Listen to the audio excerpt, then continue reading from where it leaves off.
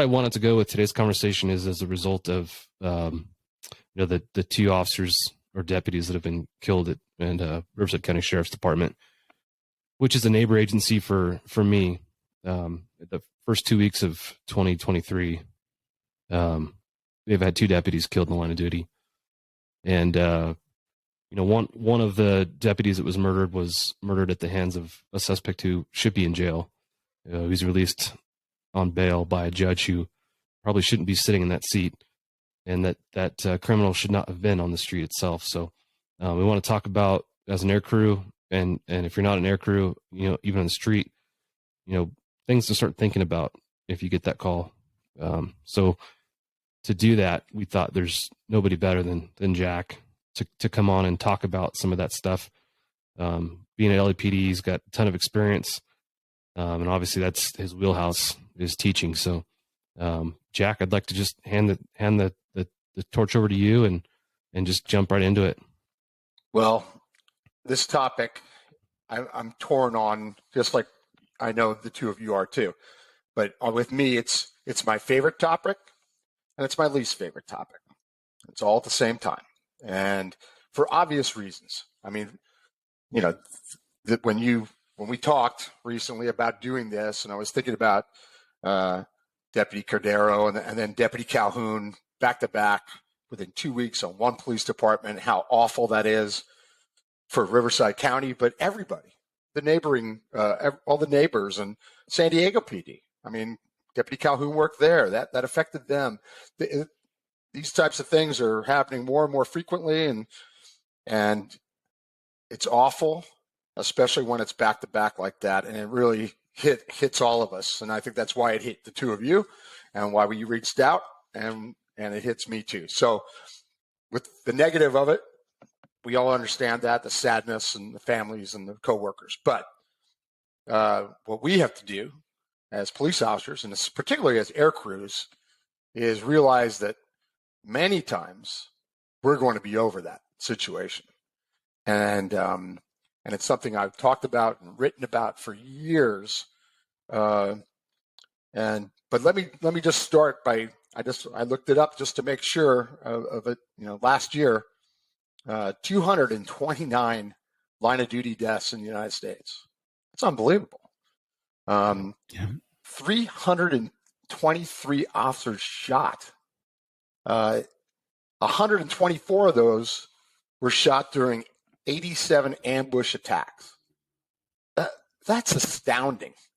The violence against officers and deputies and troopers and agents is skyrocketing, and we all know why. We could do a whole episode on that. We all know why it's happening, and it doesn't matter. The fact is, it's happening, and the other fact is that we as officers, and particularly air crews, have to be ready for it. And so, my general thought on this is that as a TFO, and certainly as a pilot, I will say air crew a lot, but the TFO particularly, you have to be mentally, physically, and tactically prepared for this scenario every time you buckle up and the pilot pulls pitch. Every time. Even though the vast majority of the time, that situation is not going to happen. But when it does, you better be ready for it. And if you're not, you're going to struggle. And the reason you're going to struggle is because it's so unique. It's chaos. It's people screaming on the radio. It's emotional. It's one of your own or a neighboring agency. It's somebody in uniform. It doesn't matter the uniform or the badge. It's one of us. Those emotions and that adrenaline gets in the way of a lot of things on these officer downs. And so many times, not always, but many times, the tactical flight officer can be the one that calms things down and just says, all right, everybody stand by. And maybe that TFO is the one that kind of gets things calmer, where we can make good tactical decisions and communicate and coordinate all the things we know that we do on a nightly basis. Everybody does those things when the suspect's running from a stolen or a burglar bails out of a liquor store. We do those things, they come out naturally. But this scenario is different. And anybody that says, no, I don't think it's that different, that tells me they haven't been to one yet because they are different. Every single one I've been to was different. Every single one I've ever read about, heard about, talked to people about, they're different. And the main reason is the emotion. And it gets in the way of tactics, and it causes tunnel vision, something I talk about at length in the class. I mean, to the point where I know people get tired of me saying it, but that's okay. I don't care about that. I know that happens, and I can give so many examples that I've seen firsthand or that I've gotten from other people where tunnel vision comes into play, and it's because we're letting our emotions get away from us. And somebody's got to take charge, slow things down, take a breath, and get things done, and try to break that tunnel vision. So being mentally, physically, tactically ready every day, I think that's a good rule of thumb that every aircrew member has to think about. Am I ready for that? Have we talked about that lately in briefing? Have we talked about that at the hangar over coffee? Have we talked about it when it's slow in the cockpit? If you haven't, you better, because a guy running from a stolen car and a guy running from a scene where he just gunned down an officer, those are two different suspects. They're off the charts different in their desperation level. They're going to run faster, harder, take more chances. And if you set a 1 or 2 block perimeter, for instance, for a guy that just shot a police officer, I just don't think that's going to work most of the time. It'll work some of the time, but most of the time, it's not going to work. You need to think big, and you need to really change gears from what you're used to doing on every night. You might set great perimeters every night, and then the officer down comes, and then you set a real nice 1 block perimeter or 2 block perimeter, and you're wasting your time in most cases. Those guys are not hanging around. The stats back it up. Most suspects do not sit there and wait for the K-9 team or the tear gas. They're getting out of Dodge. They are running as fast and as hard as they can, and they're going to put distance between themselves and that scene, and we have to anticipate that and really throw that net wide. And that's one. Those are my first thoughts that come into my head. Is that we got to acknowledge it's different. I said it. I was in Sacramento last week, and I said it all 3 days in the class. I want you to leave this class today thinking differently about critical incidents than when you came in the door this morning. If I do that, I've accomplished my mission in 8 hours. If you don't get anything else out of that class, but you're going to change your thinking for critical incidents, winning, I have accomplished my mission. And that sounds easy, but it's not. You guys know it's not. You guys have been in those situations, and it's hard.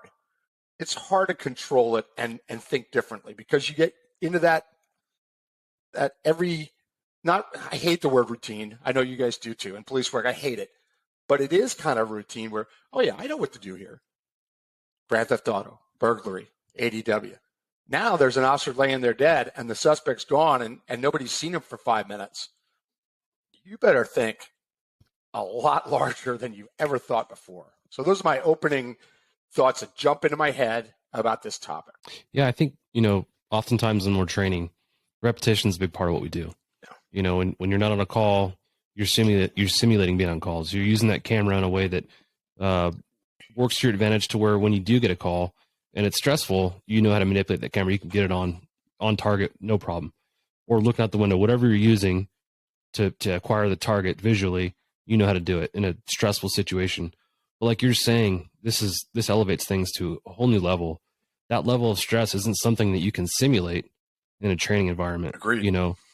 So I think this is one of those cases where you have to think through as many contingencies in advance as you possibly can, so you're not trying to think about it in the moment. Because I think your bandwidth is just so short, in that particular environment or scenario, that you're going to have a hard time thinking of contingencies, thinking of ways out of this position you're in that moment. So I 100% agree with you on that. You know what Jack said about thinking, you got to think big on these kind of incidents. It reminded me of the Dorner incident in Riverside. after he had shot and killed Mike Crane and injured Andrew Tachias. I ended up responding into the city that night or that next morning as part of the response and was overhead. And one of the things that I immediately realized was that, one, you're going to have almost unlimited resources, right? Officers been killed, suspects outstanding. And I mean, we had every agency in Southern California, to include LAPD, with us there. So I think that when I looked at what our containment was overhead, it was more of almost like a defensive posture at that point, because we were worried that, he might come back to the scene and try and kill more officers. But I started thinking about it afterwards, and I thought, it was possible to basically lock down our entire city. And you've got to sometimes think that way, that like, okay, I've got to push this out and we've got to block every exit out of this city, to include all the, on-ramps, and other avenues out of the city. But the way our city was laid out, it would have been fairly easy to do, especially knowing the direction of travel that he was last seen, to get that accomplished, especially early in the morning, when you've got, a lot of officers that are available, and then you've got all these resources rolling in from every direction. So I think it's one of those things that, but it's just such a shock to the system when something like that happens that, again, Jack said it, you've got to slow down and start thinking about it and try to keep your head in that game of like, okay, I realize this is a really bad situation, but now we've got to be the ones to help, bring some clarity to it and to slow things down, not slow things down necessarily, but to at least bring some nature of calm to it and then start thinking ahead of what we need to do next. And that's a good way to put it, Jeff. That's what tends to go out the window sometimes in those kind of situations. It's a great way to put it, because slowing it down, you don't have time. I mean, you don't have tons of time, but I like the way you worded it, because you just have to accomplish one thing at a time. And that's the problem. There's 10 things in your head that you want to do. There are. There may be maybe 20. But you go, right, okay, what is the first thing I need to do? And it's contain. It's always contain. Whether you're containing a house, a Walmart, an Amazon building, a city block, 10 city blocks, a wooded area, it doesn't matter what it is. If that suspect's on the run, you don't know where he is, you don't have a last direction and how long ago, you've got to contain the area. Once it's contained, then you can take a breath and say, all right, now what do we do? But the containment has to come first, because if you start going on your list of things you need to do, and you're down on number 4 and you don't have containment yet, it's not going to work. Contain, communicate, coordinate. There's all sorts of different acronyms out there, but 3 C's, contain, communicate, coordinate, really work for me. I just always have liked that. It's simple. It's the same letter, but contain, contain, contain.